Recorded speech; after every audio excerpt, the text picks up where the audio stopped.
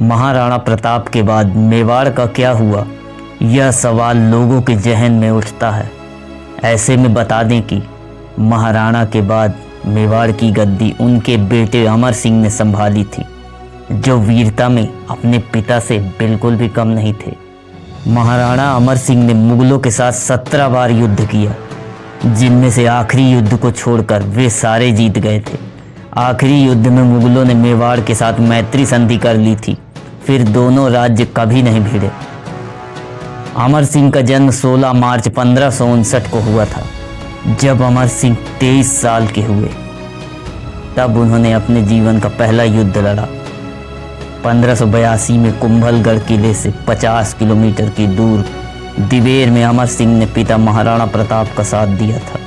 दिवेर में मुगल कमांडर सुल्तान खान की सेना पर अमर सिंह की फौज ने धावा बोला। अमर सिंह की छोटी सी टुकड़ी के सामने मुगल सेना के पैर उखड़ गए और वे भाग निकले। ये अमर सिंह की पहली जीत थी। दिवेर की जंग के बाद 12 साल में महाराणा प्रताप ने अमर सिंह को साथ लेकर मेवाड़ राज्य का अधिकतर हिस्सा दोबारा जीत लिया था। केवल चित्तौड़गढ़ और मंडलगढ़ के किले ही उनके कब्जे में नहीं आए थे। साल 1597 में महाराणा प्रताप ने महज 56 साल की उम्र में मुगलों के सामने कभी भी झुके बिना अपनी अंतिम सांसें ली। आखिरी सांस में उन्होंने अमर सिंह को चित्तौड़गढ़ का किला वापस जीतने का अपना सपना सौंपा। अकबर को लगा कि महाराणा प्रताप के बाद मेवाड़ जीतने का उसका सपना अब आसानी से पूरा हो जाएगा। इस कारण उसने शहजादे सलीम को सेना के साथ भेजा, जो बाद में बादशाह जहांगीर बने।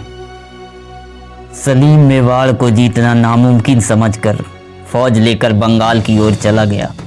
1603 में सलीम ने और ज़्यादा बड़ी सेना के साथ मेवाड़ पर हमला की तैयारी की, लेकिन यह हमला अकबर सलीम की तनातनी में थम गया। 2 साल बाद अकबर की मौत के बाद बादशाह बनने पर जहांगीर ने अपने बेटे परवेज को बड़ी फौज और तोपों के साथ भेजा। तब महाराणा अमर सिंह ने गुरिल्ला युद्ध से मुगल सेना को नाको चने चबवा दिए थे। जहांगीर ने इस पूरे घटनाक्रम का जिक्र अपनी जीवनी तुझके जहांगीरी में भी किया है। इसके बाद भी जहांगीर ने 1605 से 1615 तक मेवाड़ में कई बार सेना भेजी, लेकिन महाराणा अमर सिंह हर बार मुगल सेना पर भारी पड़े। सन 1608 में मुगल सरदार महावत खान ने 2000 बंदूकधारियों के साथ मेवाड़ पर हमला किया। महाराणा अमर सिंह ने राजपूत सरदार मेघ सिंह को सेनापति बनाया, जिन्होंने महावत खान की सेना को भागने पर मजबूर कर दिया। जहांगीर ने इसके बाद अब्दुल्ला खान को मेवाड़ भेजा, जिसने कुछ इलाके जीते। बाद में वह भी 1611 में वहां से भाग खड़ा हुआ। मिर्जा अजीज कोका के नेतृत्व में आई मुगल सेना को भी महाराणा अमर सिंह की फौज ने पीट कर वापस भगा दिया था। अब जहांगीर खुद शहजादे खुर्रम को साथ लेकर मेवाड़ पर हमला करने आया और खुर्रम को भारी सेना के साथ आगे भेजा। मुगलों से संधि वाले सारे राजा बुलाए गए। 4 तरफ से मेवाड़ की नई राजधानी चावंड को घेर लिया गया। मुगल कब्जे में उत्तरी मेवाड़ आने के बाद भी अमर सिंह दक्षिणी मेवाड़ में 2 साल तक उन्हें रोके रहे। आखिरी में कुछ राजपूत सरदारों के कहने पर अमर सिंह के बेटे कर्ण सिंह संधि के लिए तैयार हो गए। कर्ण सिंह के आग्रह पर अमर सिंह बुझे हुए मन से संधि के लिए तैयार हो गए।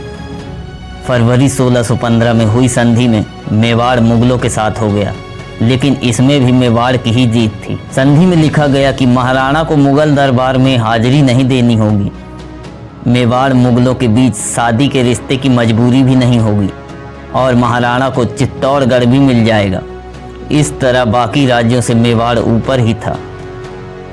जहांगीर के शासन में भारत आए ब्रिटिश राजदूत सर टॉमस रो के मुताबिक बादशाह इस संधि को इतना उत्सुक था कि उसने कर्ण सिंह को पास बुलाकर छाती से लगाया। हालांकि इस संधि से मुगलों को कम और मेवाड़ को ज़्यादा लाभ हुआ।